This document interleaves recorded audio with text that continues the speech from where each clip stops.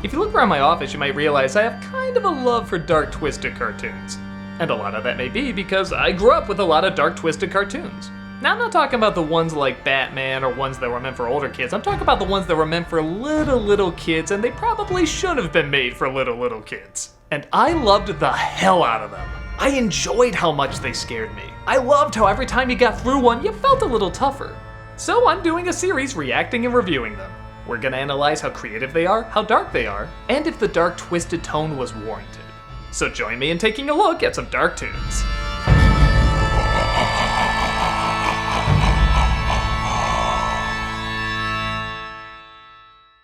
So fun fact, this is the first Invader Zim episode I've ever seen.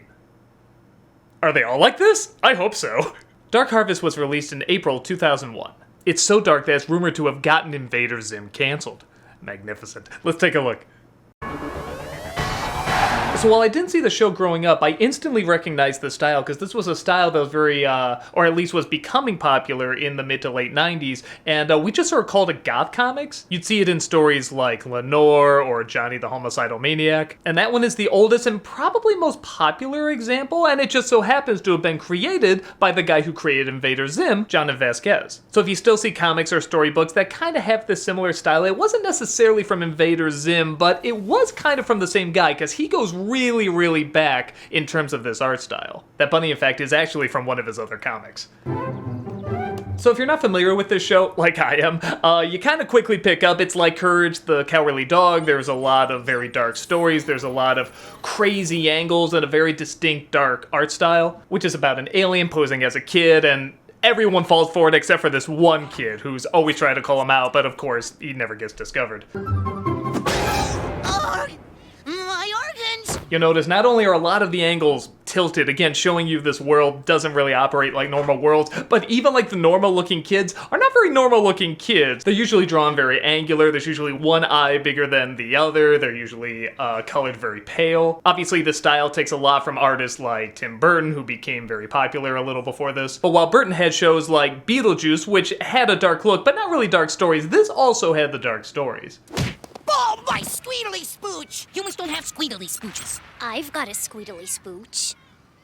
There's so many ways that joke can be taken. Feel free to accept them all. If only I had some way of looking inside his body. Something else that became pretty popular a little before this point, but they're certainly utilizing, is the red sky. A lot of darker cartoons, even cartoons that wanted to be darker, like the Ninja Turtles tried to be a little darker, they would utilize the red sky because it's great contrast. Again, we sort of learned that from Courage the Cowardly Dog as well. These very bright, strong colors that can actually contrast very well with super dark shadows. I'll admit, I don't get too much into the color in this show, but that's a personal preference. There is definitely a style to it. I just don't really get into the dingy green, dingy browns and yellows. I actually think it might have looked better if they just made it black and white with occasional bits of color, kind of like what they did in Sin City. But I don't even know if the show would get on the air if they did that. That's probably one of the qualifications. You have to have color, so it's fine. It's just not my thing. I know a lot of people that love this palette, though. You're in my light. What they're trying to replicate, especially in the establishing shots, either a wide-angle lens or, in this case, most likely a fisheye lens. And you see a lot of directors use this who like to make things look very distorted. Sometimes you can use them to shoot a grand landscape, but then you have directors like Terry Gilliam who will use them on close-ups, and it makes their faces look very strange and odd. Danny DeVito likes to use these lenses as well. So they're trying to recreate that here. Again, just kind of give an idea that this world is a little off. Very off. Ring around the rosy refers to the horrible symptoms of a terrifying disease. That's true. It's an educational show, too. A disease which... Look at the way her neck cranks. All the designs on these characters are wonderful. It's kind of like Duckman. The shapes just have to connect enough. The eye doesn't 100% have to be on the body. They can just barely be hanging on. As long as there's one line that connects to another, that's all you need. There's a pigeon on your head. You've got head pigeons. Get to the nurse before they spread to the other children. Yes. I had head pigeons once. Or maybe it was lice. The willingness to go silly on this show, I really like. You just need some reason that Zim has to go to the nurse. So a bird flies in, lands on his head, teacher says you have head pigeons and sends them off. You didn't need that, but it just adds to the extra element of goofy. When the nurse examines you, she'll notice that you don't have human organs. It reminds me very much of Third Rock. I think the best shows definitely have the focus on the weird people, but they still live in a weird world. And if anything, people feel more normal around the stranger person, but they themselves are still strange. Like, I love shows that do that. Say, you're full of organs, aren't you? Why, yes. Yes, I am. See, that's a great example. If he just said, "You're full of organs, aren't you?" and he just said, "Yes," maybe even looking concerned, that wouldn't be fun. But the fact that he doesn't catch on, he goes, "Well, yes, I am," that instantly makes this a funnier world, and it's a world that you want to be in. It isn't just you want to follow this character, you want to follow this world. You want to see how strange it is, and you want to see how much you can relate to it and how much you can't relate to it. Again, that's really part of the fun. So here's where the real dark stuff happens. This is where people are like, man, that was a dark episode, when we start stealing the organs. Weird how that's the moment, right? Oh, what a shot. I mean, that's one of those shots you can just sense all the kids and adults watching it going, ugh, watching it. I love those moments. I'm kind of shocked they got away with that, honestly, even on Nickelodeon. And then the rats came for them. You'll notice they could have just used the same background before, the first establishing shot they had, but they drew it again, and I can almost assure you it's out of delight, because when I was an illustrator, I used to draw pictures like that, and they are so much fun to draw. Getting the really exaggerated, fun curves and just blowing it all proportion. They're so much fun. So I feel like this was probably a fun show to work on, at least draw. Thousands of them. Dirty, dirty rats. That's the good guy. I think a pencil is lodged in my brain. Can I go to the nurse? How far in your brain? Like Zim gets a bird on his head, she instantly sends him to the nurse, but being shoved into his brain, and she's like, how far? Take the auxiliary hall pass. God, man, did you ever go to one of those schools that had a hall pass that was gigantic? You hate them, right? I don't know if that's what that was in reference to, but I still relate. Nobody's come in with head pigeons, young man. Zim, the green kid. Now, we know that cow toy is going to come in later, but before we know that, her just having that and waving it back and forth, hearing it go moo, you could just see that in this world. I think that's what's so clever about this writing. It tricks you into what just seems random can have a place later, or it can just be random. So it constantly keeps surprising you. He's missing his liver. That's how some kids react to the cafeteria food. That's both a more childish element and a darker element. If you're just taking the organs, that'd be dark enough, but you replace it with stuff. See, that makes it a lot more, in a strange way, it makes it more creepy, but it makes it more kid-friendly too, because it's more silly. You put funny objects replaced inside the person, so they can make funny sound effects, as you'll see later. They can play on games that's inside them too. Now that's incredibly silly, but if you really think about it, it's very twisted too. A lot of it relies on how the characters are reacting. As you can see, a lot of the characters react very sick and they're in a lot of pain, and it's not like a screaming kind of pain. They're just trying to keep it together. They don't know what it is. It's tormenting. So it's funny how this show kind of balances all of that.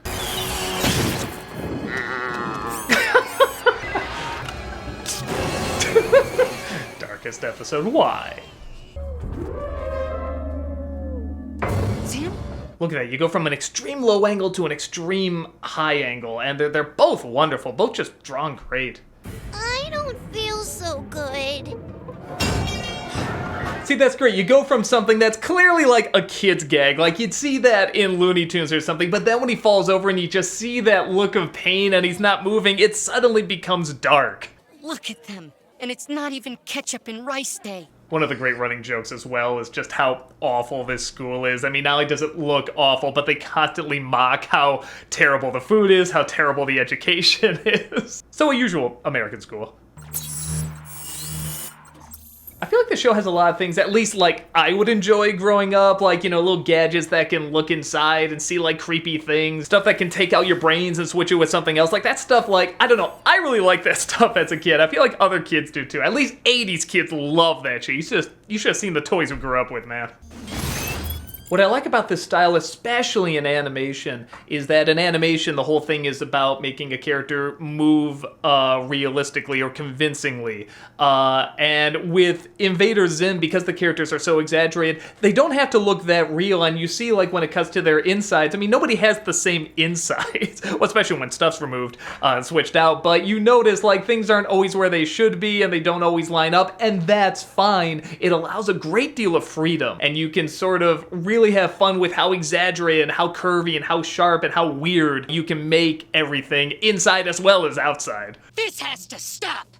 I'm afraid I don't know what you're talking about. Okay, having him big is already pretty fun because you're used to him being very tiny, but as soon as he opens his mouth and you see the organs inside, come on, that is disgustingly wonderful and wonderfully disgusting. This show's great. I suppose you've got a heart in there. 6 of them. Intestines? Large or small. Spleen? In 3 different colors. And that's such a great idea. It's such an alien idea that, well, not only is he gonna have these human parts, but he's gonna have like 6 of them. Like, he's gonna not only be a human, but like the best human. He's gonna overcompensate. That's such an imaginative, great idea. Look at that shot. Now, that'd already be great if it was just the line work, but with the shadow in there too? That's like something out of a horror film or even like a silent film. Oh, that's a great shot.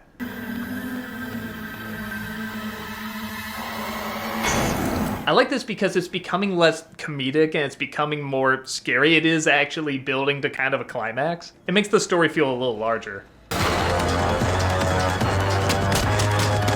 Okay, so this is something that's done in animation a lot, and it's very tricky, but it's a lot of fun.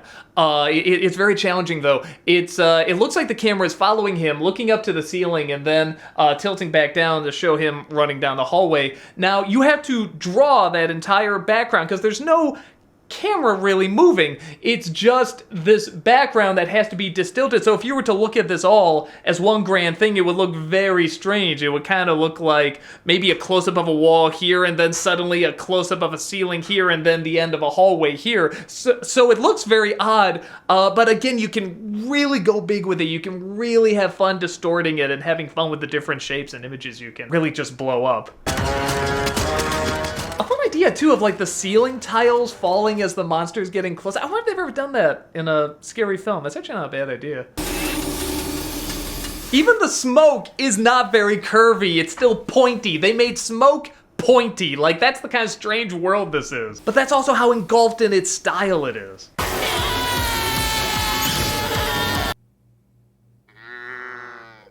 That's a great punch. What a perfect punchline. You're building it up like this is something really scary, really intense. Cut to him just with the cow voice box. And what they do, they give him a thermometer. This is really, really funny. The other one is just annoying. Fix it. And she still can't talk. This is like a great ending for just all the running jokes coming back. There! Why, you're one of the healthiest little children I've ever seen. God might be the only cheerful character I've seen in this show so far.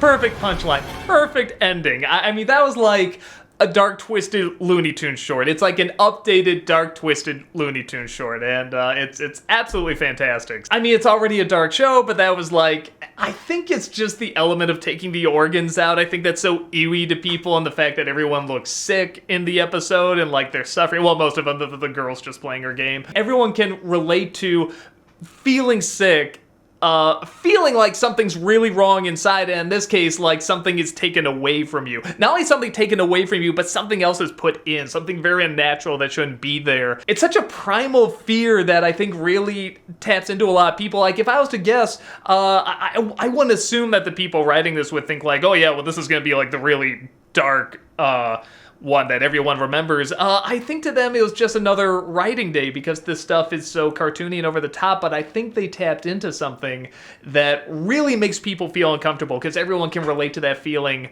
of being sick. And as I said, visually, of course, like I think most of the episodes, it looks wonderful, it's beautifully odd, and the humor is over the top and silly and strange, but it's also kind of demented and twisted. It does a really good job at balancing both that fun kiddie humor humor that's also mixed with adult humor, and also this very dark, twisted side. And just judging from this episode, in my opinion, it never quite goes too far. I think it keeps it just balanced enough, but I'm sure a lot of people would disagree and say this is too dark, too mean-spirited, but that's my jam, man, and I'm sure it's yours too. So, yeah, it's Invader Zim, man. I want to see more. I got the first season on DVD now, so maybe you'll see more on the show.